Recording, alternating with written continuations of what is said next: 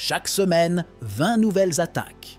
De petites créatures invisibles au premier coup d'œil, mais assez puissantes pour transformer une vie ordinaire en une bataille silencieuse. Sans avertissement, ils s'infiltrent, laissant derrière eux quelque chose que beaucoup ignorent. Un ennemi invisible appelé maladie de Lyme. Que se passe-t-il à l'intérieur du corps? Comment ces parasites affectent-ils chaque mouvement, chaque cellule, chaque pensée? Il ne s'agit pas seulement de piqûres, mais d'un cycle implacable d'infection et de résistance. Chaque piqûre est une roulette russe, et la plupart du temps, vous ne le sentez même pas quand ils arrivent. Le corps est-il prêt à repousser l'attaque? Ou est-il déjà en train de perdre une guerre interne avant même que vous ne vous en rendiez compte? Il existe des formes de protection que presque personne ne connaît. Qu'est-ce qui pourrait échapper à votre attention et pourquoi ces créatures ont-elles autant de pouvoir sur notre santé? L'effet du stress sur les piqûres de tiques. Pourquoi certaines personnes attirent-elles davantage? Bien que le stress soit souvent associé à des problèmes de santé mentale, peu de gens savent qu'il peut également influencer la susceptibilité aux piqûres de tiques. Lorsque nous sommes stressés, le corps libère du cortisol et d'autres produits chimiques qui modifient la composition de la sueur. Cela peut rendre certaines personnes plus attrayantes pour les tiques, qui sont guidées par des signaux chimiques à la recherche de leur proie. Des études montrent que les tiques utilisent une combinaison de stimuli sensoriels, y compris l'odorat et la chaleur corporelle, pour trouver leurs victimes. Les personnes stressées ont tendance à produire plus d'acide lactique, un attractif pour les tiques. De plus, l'augmentation du rythme cardiaque et de la respiration peut générer de la chaleur supplémentaire, ce qui facilite la localisation des hôtes. Par conséquent, la gestion du stress est non seulement importante pour la santé mentale et physique globale, mais elle peut également être une stratégie inattendue pour réduire le risque de morsure de tiques et, par conséquent, de maladie de Lyme. Des techniques telles que la méditation et les exercices de respiration peuvent avoir un impact plus large sur la prévention des maladies que beaucoup de gens ne le pensent. Les tiques et la maladie de Lyme. Elles peuvent transmettre d'autres infections en même temps. La plupart des gens associent les tiques uniquement à la transmission de la maladie de Lyme, mais ce n'est qu'une partie de l'histoire. Peu de gens savent qu'une seule morsure de tique peut transmettre plusieurs infections en même temps, un phénomène appelé co-infection. Ces infections peuvent inclure la babésiose, l'anaplasmose et la fièvre pourprée. Ces co-infections compliquent le tableau clinique du patient et peuvent être facilement confondues avec d'autres problèmes de santé. Par exemple, la babésiose affecte les globules rouges, provoquant des symptômes semblables à ceux du paludisme, tandis que l'anaplasmose attaque les globules blancs, affaiblissant le système immunitaire. Le traitement devient également plus compliqué, car bon nombre de COS-infections nécessitent des thérapies différentes et concomitantes. Par conséquent, il est essentiel que les médecins et les patients soient conscients non seulement de la maladie de Lyme, mais aussi de CSS autres infections qui peuvent être transmises par les mêmes tiques. Un diagnostic précoce et précis est essentiel pour éviter des complications graves, car la présence de co-infections peut aggraver les symptômes et prolonger le temps de récupération. Spirochète. Comment ils se cachent dans votre corps et échappent au système immunitaire. Les spirochètes, la bactérie responsable de la maladie de Lyme, sont extrêmement habiles à échapper à la détection par le système immunitaire. Ils ont une structure en spirale qui leur permet de percer les tissus et de se cacher dans les zones difficiles d'accès telles que le cerveau, les articulations et les organes internes. Non seulement cela rend l'infection plus difficile à détecter, mais cela peut également entraîner des symptômes qui apparaissent des mois, voire des années après la morsure initiale. Une fois à l'intérieur du corps, les spirochètes peuvent se réorganiser en biofilms, qui sont des couches protectrices de bactéries qui rendent difficile l'attaque des cellules immunitaires et l'action des antibiotiques. Ces biofilms agissent comme un bouclier. permettant à l'infection de persister même après un traitement antibiotique intense. C'est l'une des raisons pour lesquelles certains patients développent ce que l'on appelle le syndrome de Lyme post-traitement avec des symptômes durables. Comprendre ce mécanisme d'évitement est crucial pour développer des traitements plus efficaces. De nouvelles recherches explorent des moyens de perturber ces biofilms ou de trouver d'autres moyens de traiter les infections chroniques causées par les spirochètes. Ces progrès peuvent offrir de l'espoir à ceux qui ont souffert de la maladie de Lyme pendant des années sans trouver de soulagement complet. La clé de la guérison réside peut-être dans la vitamine D, mais qu'en savent-ils? La vitamine D est largement connue pour son rôle dans la santé des os, mais son impact sur le système immunitaire est moins discuté, notamment dans le contexte de la maladie de Lyme. Peu de gens savent que des niveaux adéquats de vitamine D peuvent être cruciaux pour lutter contre l'infection causée par les spirochètes. En effet, la vitamine D régule la production de peptides antimicrobiens dans le corps, qui aident à détruire les bactéries envahissantes.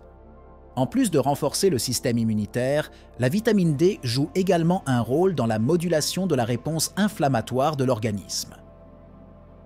Les patients atteints de la maladie de Lyme qui présentent une carence en vitamine D peuvent avoir une réponse inflammatoire exagérée, entraînant des symptômes plus graves tels que des douleurs articulaires et une fatigue extrême. D'autre part, le maintien de niveaux adéquats de vitamine D peut aider à réduire l'inflammation et à améliorer la récupération. Par conséquent, en plus du traitement antibiotique conventionnel, la supplémentation en vitamine D peut être un ajout essentiel au traitement pour les personnes souffrant de la maladie de Lyme. Cependant, il est essentiel que les niveaux de vitamine D soient surveillés par un professionnel de la santé, car une carence et un excès peuvent entraîner des complications. Syndrome de Lyme post-traitement, quand la guérison n'est pas la fin. Pour de nombreuses personnes, le traitement de la maladie de Lyme avec des antibiotiques marque la fin des symptômes. Cependant, environ 10 à 20% des patients continuent de souffrir de symptômes débilitants même après le traitement, une condition connue sous le nom de syndrome de Lyme post-traitement. Ces symptômes peuvent inclure une fatigue extrême, des douleurs musculaires et articulaires, ainsi que des problèmes cognitifs. Les mécanismes de ce syndrome sont encore mal compris, mais de nombreux experts pensent qu'il est lié à la réponse immunitaire de l'organisme, qui continue de lutter contre les spirochètes résiduelles ou les dommages causés par une infection antérieure. Cela peut créer un cycle d'inflammation persistante, qui est difficile à traiter avec les méthodes conventionnelles. Bien qu'il n'y ait pas de remède définitif pour ce syndrome, des approches qui incluent une supplémentation en vitamine D, des thérapies anti-inflammatoires et des traitements axés sur la modulation immunitaire peuvent aider à réduire les symptômes et à améliorer la qualité de vie des patients. La reconnaissance précoce de cette maladie est cruciale pour prévenir l'aggravation des symptômes et trouver des traitements appropriés. Pourquoi le traitement conventionnel ne fonctionne-t-il pas pour tout le monde? Le traitement standard de la maladie de Lyme implique l'utilisation d'antibiotiques, généralement administrés sur une période de 2 à 4 semaines.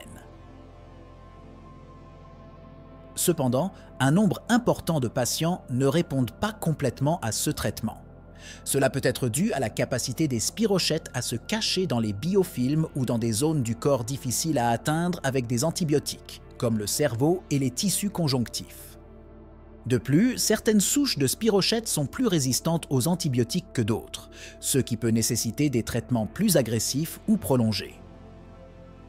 Il est également possible que le système immunitaire du patient soit déjà compromis, ce qui rend la réponse au traitement moins efficace.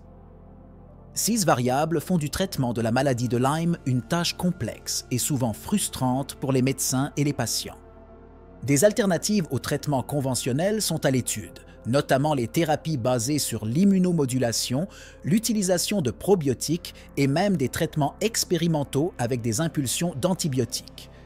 Ces approches visent non seulement à éradiquer l'infection, mais aussi à rétablir l'équilibre du système immunitaire, ce qui pourrait être essentiel pour traiter les CAs résistants.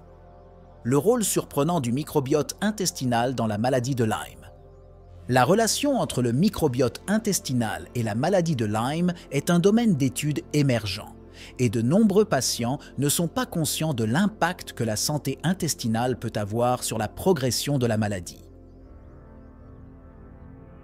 L'intestin humain abrite des milliards de micro-organismes qui jouent un rôle crucial dans la régulation du système immunitaire. Un déséquilibre du microbiote, souvent causé par l'utilisation d'antibiotiques à long terme, peut affaiblir la capacité de l'organisme à combattre les infections. Les patients atteints de la maladie de Lyme souffrent souvent de dysbiose intestinale, une condition dans laquelle l'équilibre des bactéries bénéfiques dans l'intestin est perturbé. Non seulement cela peut aggraver les symptômes de la maladie, mais cela peut également rendre la récupération difficile. Restaurer la santé intestinale grâce à l'utilisation de probiotiques et à un régime riche en fibres peut être une approche complémentaire efficace dans le traitement de la maladie de Lyme. Les experts reconnaissent maintenant que le traitement de la maladie de Lyme ne devrait pas se limiter à l'éradication des spirochètes. La santé intégrale du patient, y compris l'équilibre du microbiote intestinal, est essentielle pour assurer une guérison complète et prévenir les rechutes. Par conséquent, la surveillance nutritionnelle et le soutien de la santé digestive sont fondamentaux dans tout plan de traitement de la maladie de Lyme. Carences cachées en vitamine D chez les patients atteints de la maladie de Lyme. Une question sous-explorée est la carence en vitamine D chez les patients atteints de la maladie de Lyme et la façon dont elle peut aggraver les symptômes.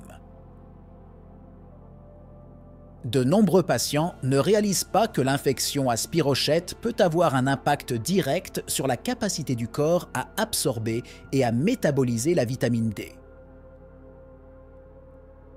Lorsque le corps est confronté à une infection chronique, les niveaux de vitamine D ont tendance à diminuer, ce qui altère la capacité du système immunitaire à répondre de manière appropriée à l'infection. De plus, cette carence passe souvent inaperçue lors des examens de routine, car des symptômes tels que la fatigue et les douleurs articulaires peuvent être attribués à la maladie de Lyme elle-même. Cependant, de faibles niveaux de vitamine D peuvent exacerber ces symptômes. Une étude récente a montré que les patients atteints de Lyme et d'une carence en vitamine D présentaient une incidence plus élevée de symptômes post-traitement et une récupération plus lente. Pour éviter cet écueil, il est crucial pour les patients atteints de la maladie de Lyme de surveiller leur taux de vitamine D tout au long de leur traitement. Une supplémentation appropriée, toujours supervisée par un professionnel de la santé, peut non seulement aider à améliorer la réponse immunitaire, mais aussi accélérer la récupération et diminuer la probabilité de symptômes persistants. Les tiques peuvent vivre dans des endroits surprenants. Saviez-vous qu'elles peuvent survivre à l'intérieur? L'une des croyances les plus courantes est que les tiques ne se trouvent que dans les espaces extérieurs, tels que les forêts et les champs. Cependant, peu de gens savent qu'ils peuvent survivre à l'intérieur comme à l'intérieur, en particulier dans les zones humides et sombres telles que les sous-sols et les greniers. Ces environnements offrent les conditions idéales pour la survie des tiques qui peuvent se cacher dans les tapis, les meubles et même les vêtements. Les tiques peuvent pénétrer dans la maison de différentes manières, que ce soit par le biais d'animaux domestiques, de vêtements ou même de chaussures. Une fois à l'intérieur, ils peuvent se multiplier rapidement, pondant des œufs dans des endroits cachés et difficiles d'accès. Cela augmente le risque d'infestation et, par conséquent, de morsures multiples pouvant entraîner une infection par la maladie de Lyme. Par conséquent, la prévention doit aller au-delà des mesures traditionnelles de protection extérieure. L'inspection régulière des vêtements, des animaux domestiques et de son propre corps après des promenades dans les zones à risque, en plus du nettoyage strict de la maison, sont des mesures fondamentales pour empêcher les tiques d'envahir l'environnement interne. L'utilisation de déshumidificateurs naturels et de pesticides peut aider à éloigner ces parasites de la maison. La complexité des co-infections. Pourquoi la maladie de Lyme n'arrive jamais seule? Bien que la maladie de Lyme soit l'infection la plus connue transmise par les tiques, peu de gens sont conscients des co-infections qui peuvent survenir simultanément. Les morsures de tiques peuvent transmettre plusieurs agents pathogènes en même temps, notamment la babésiose, l'anaplasmose et même l'encéphalite à tiques. Cela complique le diagnostic et le traitement, car chacune de ces infections nécessite des approches thérapeutiques différentes. Les patients souffrant de co-infection présentent souvent des symptômes plus graves, tels qu'une forte fièvre, des frissons, des douleurs articulaires sévères et une fatigue chronique. De plus, ces infections peuvent être résistantes aux antibiotiques conventionnels utilisés pour traiter la maladie de Lyme, nécessitant des traitements supplémentaires. Ce que beaucoup de gens ne savent pas, c'est que ces co-infections peuvent être diagnostiquées à tort comme des complications de la maladie de Lyme elle-même, ce qui retarde le traitement correct. Il est crucial pour les cliniciens d'enquêter sur la présence de co-infections chez les patients présentant des symptômes persistants ou graves de la maladie de Lyme. Des tests de laboratoire avancés, tels que la PCR et l'analyse d'anticorps spécifiques, peuvent aider à identifier ces infections supplémentaires. Un traitement approprié et rapide de ces co-infections peut faire toute la différence dans le rétablissement du patient et la prévention des complications à long terme. La vitamine D, alliée secrète dans la lutte contre les spirochètes. Bien que la vitamine D soit largement reconnue pour son rôle dans la santé des os, peu de gens savent qu'elle peut également être un puissant allié dans la lutte contre les spirochètes qui causent la maladie de Lyme. La vitamine D joue un rôle crucial dans l'activation du système immunitaire inné, en particulier dans la production de peptides antimicrobiens qui aident à combattre les bactéries envahissantes telles que les spirochètes. La recherche suggère que le maintien de niveaux adéquats de vitamine D peut aider à réduire la charge bactérienne dans les premiers stades de l'infection à Lyme en limitant la propagation des spirochètes dans tout le corps. De plus, la vitamine D aide à moduler la réponse inflammatoire, empêchant le corps de réagir de manière excessive à l'infection, ce qui peut causer des dommages tissulaires supplémentaires. Par conséquent, la supplémentation en vitamine D, lorsqu'elle est effectuée de manière contrôlée, peut être un outil important dans le traitement de la maladie de Lyme. Cependant, il est essentiel que l'utilisation des suppléments soit supervisée par un professionnel de la santé, car un excès de vitamine D peut également entraîner des complications, telles que l'hypercalcémie, qui peut endommager les reins et d'autres organes. Prévention de la maladie de Lyme. Qu'est-ce qui fonctionne vraiment? La prévention de la maladie de Lyme va bien au-delà du port de vêtements longs et répulsifs.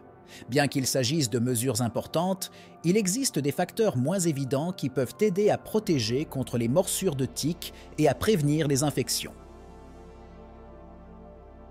L'une d'entre elles consiste à maintenir le système immunitaire fort grâce à une alimentation équilibrée et, comme nous l'avons vu précédemment, avec des niveaux adéquats de vitamine D. Une autre mesure préventive que peu de gens connaissent est l'utilisation de probiotiques spécifiques pour renforcer le microbiote intestinal. Un intestin sain est directement lié à la fonction immunitaire et un microbiote équilibré peut aider le corps à combattre plus rapidement les infections initiales. De plus, les techniques naturelles de contrôle des tiques dans l'environnement, telles que l'utilisation de plantes répulsives et de prédateurs naturels, peuvent réduire considérablement la présence de ces parasites dans les zones résidentielles. La prévention de la maladie de Lyme nécessite une approche à plusieurs volets qui implique non seulement une protection physique contre les morsures, mais aussi le maintien de la santé globale du corps et de l'environnement.